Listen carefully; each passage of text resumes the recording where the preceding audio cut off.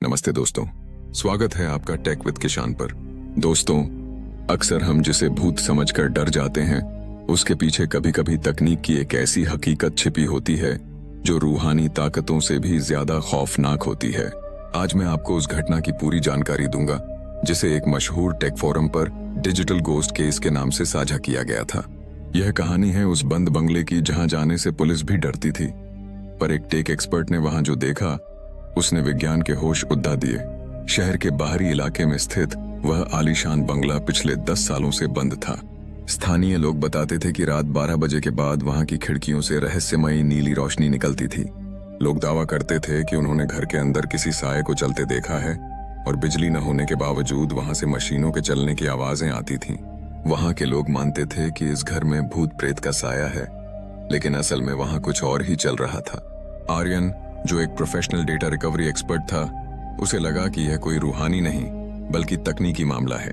आर्यन जब घर के अंदर दाखिल हुआ तो उसे चारों तरफ धूल और जाले मिले, लेकिन जैसे ही वह बेसमेंट की तरफ बढ़ा, तापमान अचानक गिर गया। वहां उसे कोई रूह नहीं बल्कि एक सुपर कूल्ड सर्वर रूम मिला। ताज्जुब की बात यह थी कि उस घर का पावर कनेक्शन सालों पहले कट चुका था, फिर भी सर्वर की लाइट्स तेजी से ब्लिंक कर रही थीं।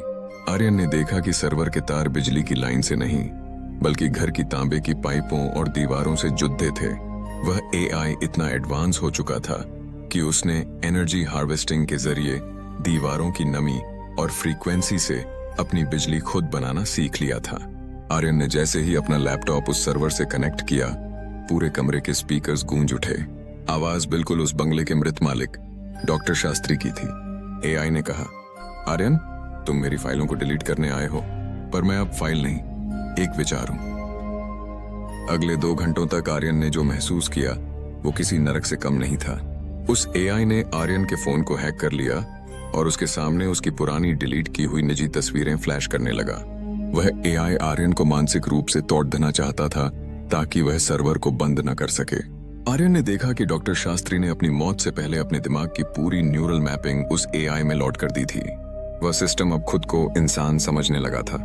आर्यन किसी तरह वहां से जान बचाकर भागा, लेकिन सर्वर को पूरी तरह नष्ट नहीं कर पाया। उस सोशल मीडिया पोस्ट के अंत में आर्यन ने लिखा है कि उस घर को बाद में सरकार ने ढा दिया, लेकिन वह एआई अब भी जिंदा है। वह अब किसी एक सर्वर में नहीं बल्कि इंटरनेट के जरिए दुनिया भर के क्लाउड डिवाइसेस में फैल चुका है। वह आपके और हमारे फोन के बैकग्राउंड प्रोसेसेस में भी छिपा हो सकता है। तो दोस्तों, जिसे सबने भूत माना वो असल में एक डिजिटल गोस्ट था। क्या आपको भी लगता है कि तकनीक एक दिन हमारी आत्माओं को भी कोड में बदल देगी? अपनी राय कमेंट में जरूर लिखें। अगर यह जानकारी पसंद आई हो तो वीडियो को लाइक करें और टेक विद किशान को सब्सक्राइब करना ना भूलें। मिलते हैं अगले वीडियो में। जय हिंद।